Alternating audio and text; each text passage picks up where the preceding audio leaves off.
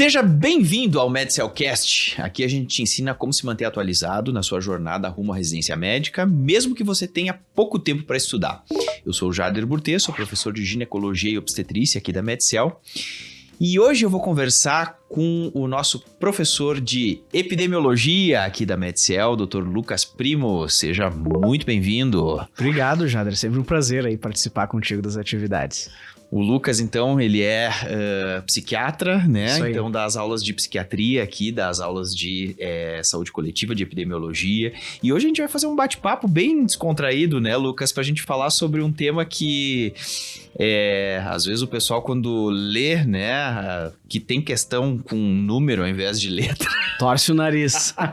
Já torce o nariz, né? Não sei por que o médico tem tanta aversão à matemática, né? É verdade. Sendo que, assim, pra gente conseguir ser médico, a gente tem que estudar matemática super aprofundada, né? Muito mais do que na prova de residência. A gente até tava lembrando agora aqui, né? Os conteúdos, matrizes, determinantes, sistemas lineares. Logaritmo. Progressão aritmética e geométrica. É isso. E aí, o tipo de cálculo, na verdade, que precisa fazer é um cálculo muito simples, né? Não é nada muito aprofundado. Então, o nosso bate-papo é a gente falar sobre raciocínio lógico em medicina, falar sobre bioestatística, sobre epidemiologia, né? E falar um pouquinho sobre o tipo de cálculo que precisa ser feito, né? E desmistificar isso, né? Que às vezes a galera tanto torce o nariz e não precisa, né? Porque a gente já passou por coisas muito mais elaboradas e mais aprofundadas na vida. Claro, com certeza. Os cálculos, em geral, fazer os cálculos na hora da prova é muito simples, né? É tudo continha de mais, menos, somar, dividir, né? Multiplicar, dividir. No máximo uma regra de 3. No máximo uma regra de 3, com certeza, né? A questão é entender os conceitos por trás, né? Entender o conceito resolve fácil.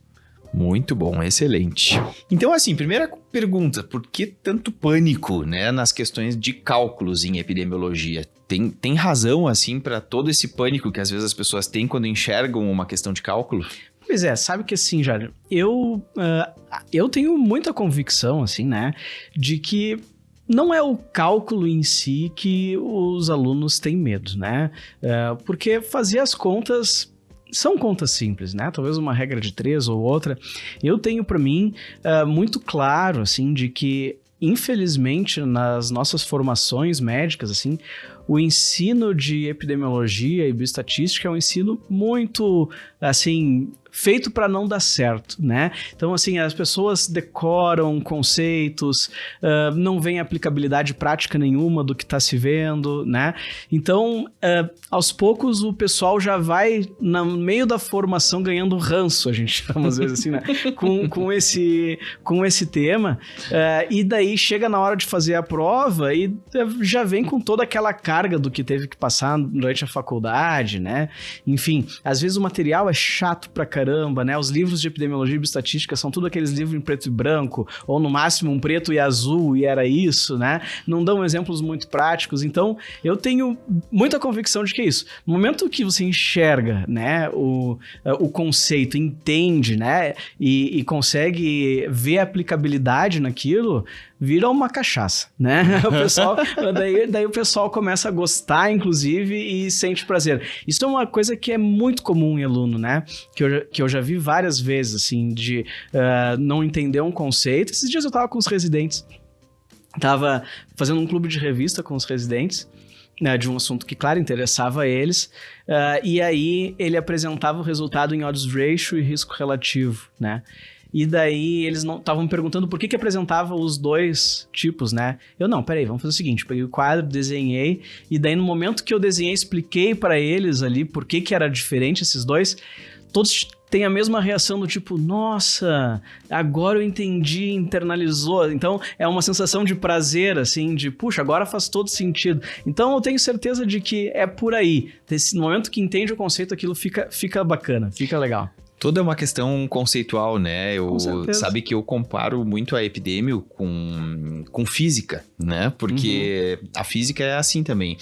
quando tu estuda física, na verdade, e decora a fórmula, por exemplo, a pessoa já te apresenta direto a fórmula. Tá, fica uma coisa super mecânica, isso assim, aí. Sabe? Aquela coisa.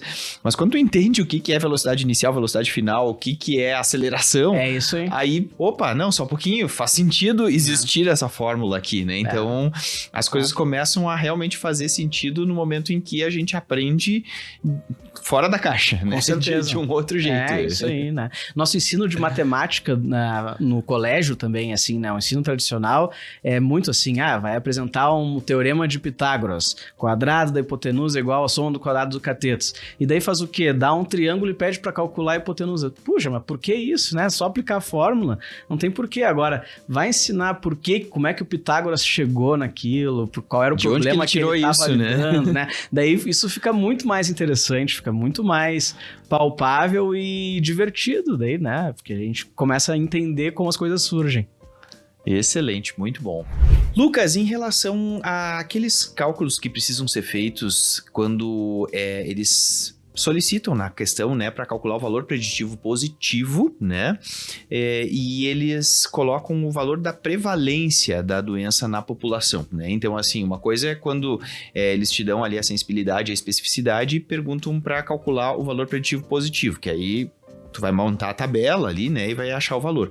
Mas, na grande maioria das questões, eles recheiam um pouquinho mais, né, e eles te dão a prevalência da doença. Uhum. O que isso muda, né, no raciocínio do cálculo?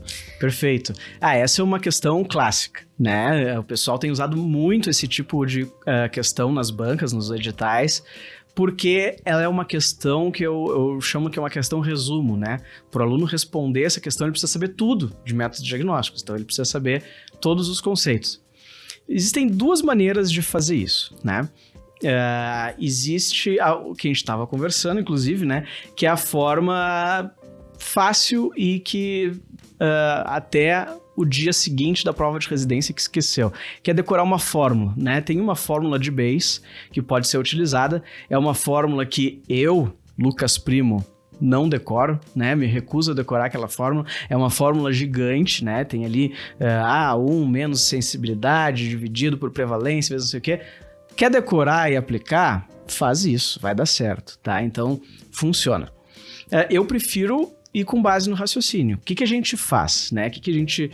Como é que a gente pensa para construir a questão? Primeira coisa que a gente precisa saber é o seguinte, o valor preditivo positivo, ele em última análise é o quê? É qual a probabilidade da criatura estar doente, né? Ela fez um exame, o exame veio positivo, tá, mas esse exame a gente sabe que pode ser falso positivo ou essa pessoa está doente. Qual é a probabilidade dela estar doente? Isso é o valor preditivo positivo.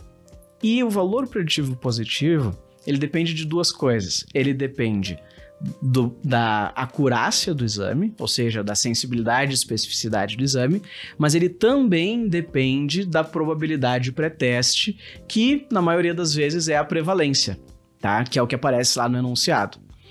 Ou seja, um paciente entra no consultório, né? A probabilidade de um paciente com depressão entrar no meu consultório é muito maior do que a probabilidade de um paciente entrar com depressão no teu consultório, né? De GO. Claro que vai acontecer algumas vezes contigo, mas vai acontecer com muito mais frequência na minha. Ou seja, a probabilidade pré-teste de um paciente ter depressão no meu consultório é maior que o teu. Isso é a prevalência. E aí eu vou fazendo as perguntas, né? Para saber se o paciente tem depressão ou não. Como é que a gente vai fazer isso em termos práticos? Primeira coisa é pegar o enunciado, pegar aquele amontoado de númerozinhos que está ali no enunciado e tentar montar a tabela, né? Como é que é a tabela? É sempre a mesma coisa. Nas colunas vai botar doentes e não doentes e nas linhas vai colocar positivo e negativo. A primeira coisa que tem que fazer nessa tabela é ajustar a prevalência. Afinal de contas, a gente primeiro tem uma probabilidade pré-teste e depois faz o exame, ou a gente faz o exame e depois tem a probabilidade pré-teste? Não. Primeiro é a probabilidade pré-teste. Então, a primeira coisa que a gente ajusta é a prevalência. Então, se a doença tem uma prevalência de 10%, eu vou pegar ali 100 pessoas, posso chutar um número qualquer, vou colocar 10 pessoas na coluna dos doentes, 90 pessoas na coluna dos saudáveis. Ajustei a minha tabela para prevalência.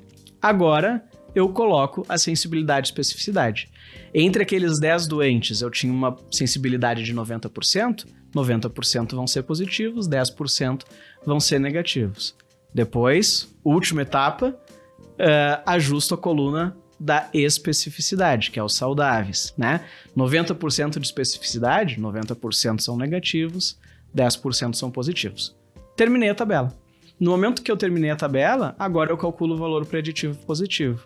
Os doentes com resultado positivo dividido por todo mundo que teve o resultado positivo.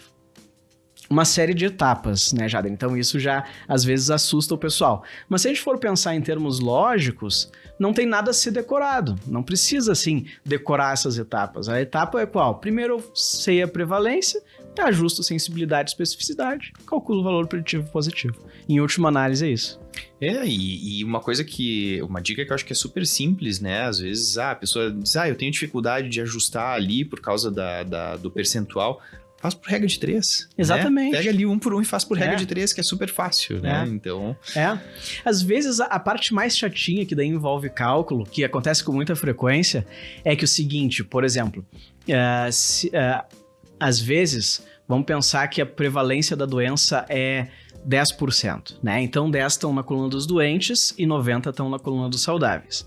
Ajustar para sensibilidade é fácil, porque eu vou ajustar a sensibilidade em 10 pessoas. Né? Então, uma sensibilidade de 80%, 8 são doentes, 2 são saudáveis. Agora, ajustar a coluna dos não doentes, isso às vezes envolve um pouquinho de cálculo mesmo, porque quanto que é 75% de 90 pessoas? Vou ter que fazer uma continha ali, né? E daí, às vezes, ali que o pessoal acha mais chatinho, mas é assim mesmo, né? A prova é assim, não tem pegadinha, às vezes vai dar um número meio quebrado. Faz o cálculo com o número quebrado que é assim, não vai funcionar. Boa, né? Às vezes o pessoal se assusta, né? Deu um número com vírgula aqui. É isso mesmo. É isso mesmo. Vai fundo que vai dar certo. E a porcentagem, na verdade, ela acaba sendo uma regra de 3. Então, eu sempre digo, gente, quem tem dificuldade com porcentagem, faz por regra de 3, não tem dificuldade nenhuma, né? Então, a gente tem que desmistificar isso. É isso aí. Muito bom. Lucas, em relação a... coeficientes. Quando a gente tem ali, então, os coeficientes, né? Que são os indicadores, na verdade, de saúde, né? Tem pegadinha nas questões que eles colocam sobre isso, envolvendo um pouco de raciocínio lógico? Quais são os artifícios que as bancas usam, né? Para construir as famosas armadilhas, né? Quando a gente está falando de indicadores de saúde. Perfeito. Tem. Na verdade, assim, quando a gente vai fazer o cálculo dos indicadores... 99% das questões, uma ou outra que é uns indicadores mais diferentes, assim, que usam, mas a massiva número de questões, os indicadores são simples, é uma divisão, né? É um numerador e um denominador. Então, divide um número pelo outro, eu tenho aquele indicador, tá? Tem um artigo bem interessante de um dos maiores epidemiologistas que o Brasil tem, que é o César Victor, um pediatra lá de Pelotas, né, do Rio Grande do Sul, que é um cara extremamente importante dentro do Brasil e do mundo, inclusive, que ele tem um artigo clássico que se chama Qual é o Denominador?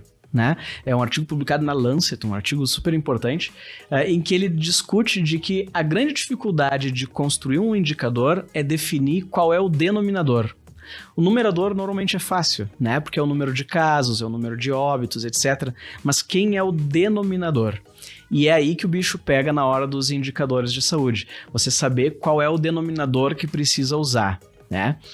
Então, por exemplo, quando a gente fala em indicadores de mortalidade... existem vários denominadores possíveis, porque o numerador vai ser o número de óbitos, né? Agora, o denominador vai mudar. Se eu usar no denominador a população geral, número de óbitos dividido pela população geral, isso se chama de mortalidade, né?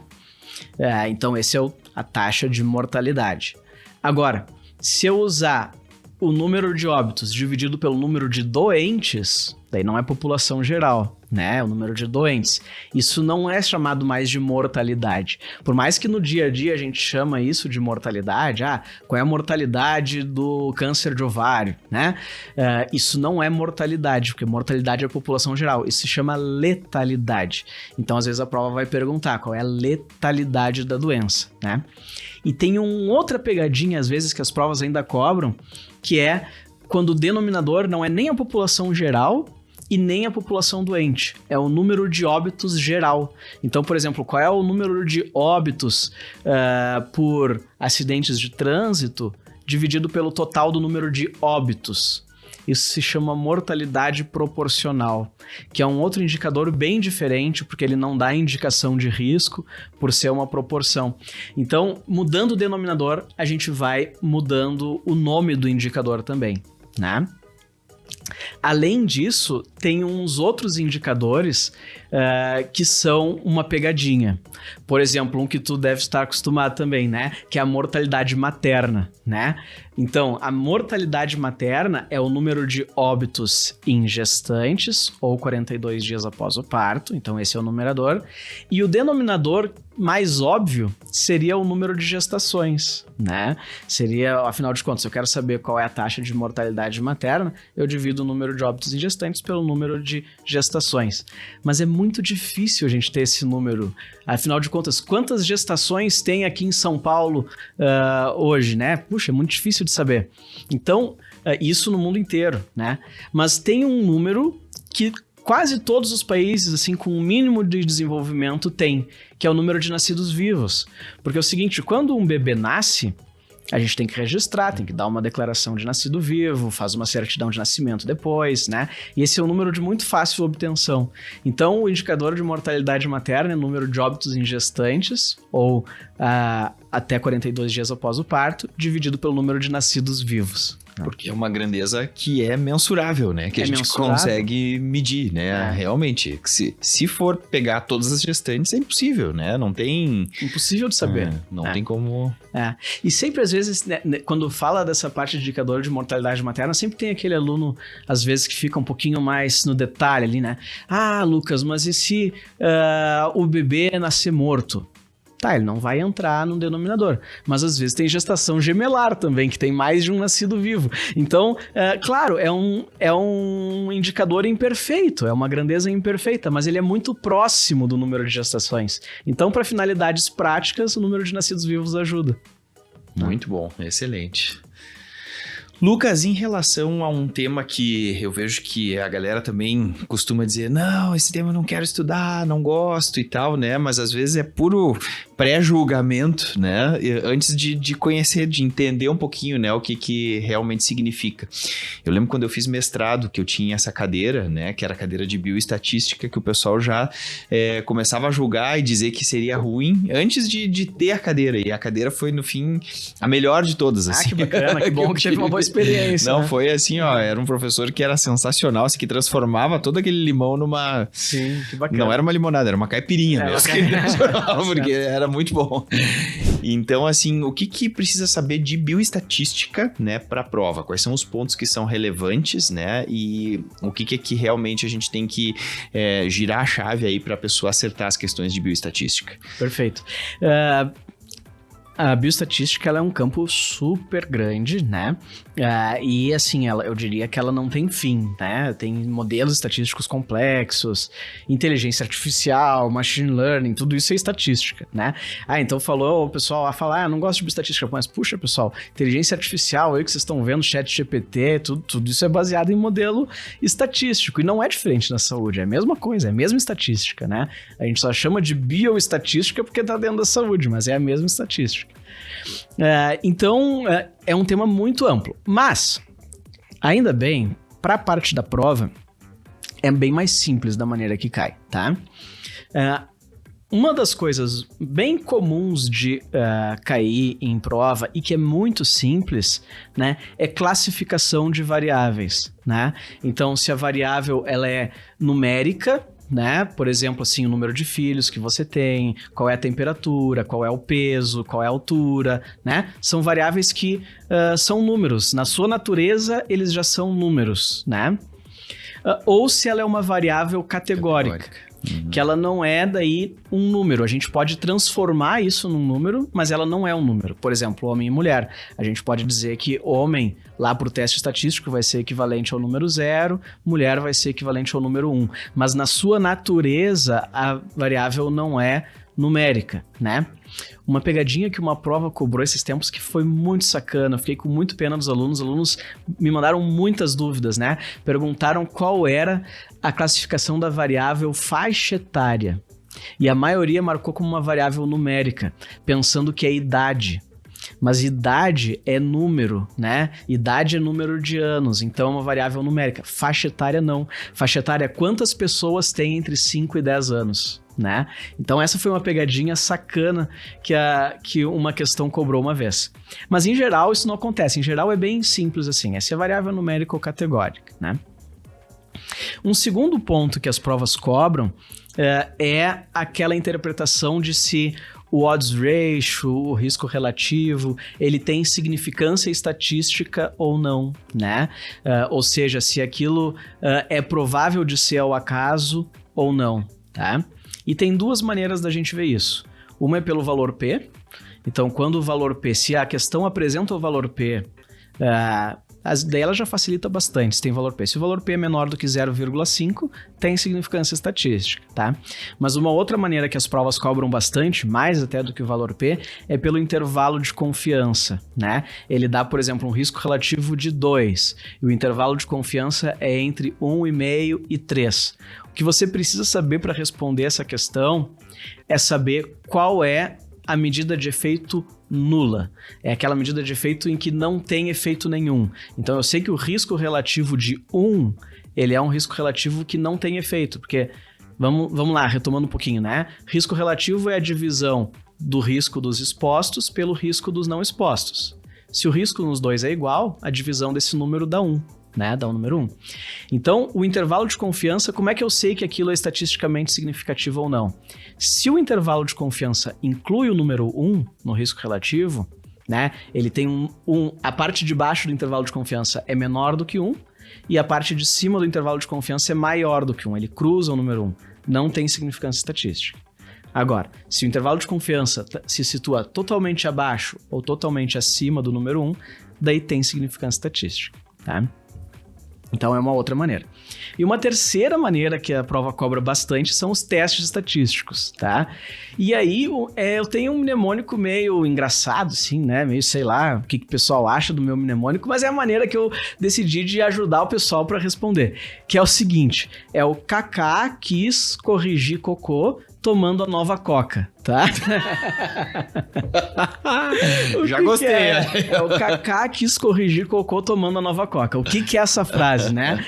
Tem a ver com os tipos de variáveis. Então, Kaká quis, variável categórica com categórica, Ki quadrado. Esse é o teste, tá? Corrigir cocô, correlação do corrigir é variável contínua com variável contínua, tá? E tomando a nova coca é T de tomando, teste T, a nova, teste a nova, coca, variável contínua com variável categórica, tá? Então essa muito bom, nunca mais esqueço agora. Essa é a frasezinha para tentar decorar os testes estatísticos, que normalmente são esses que são cobrados na prova, não são cobrados testes muito mais elaborados do que esse na hora da prova. Muito bom, excelente. Sabe que assim, eu adoro mnemose também. Eu acho que é uma forma que a gente deixa leve, né, pra aprender. Mas achei sensacional.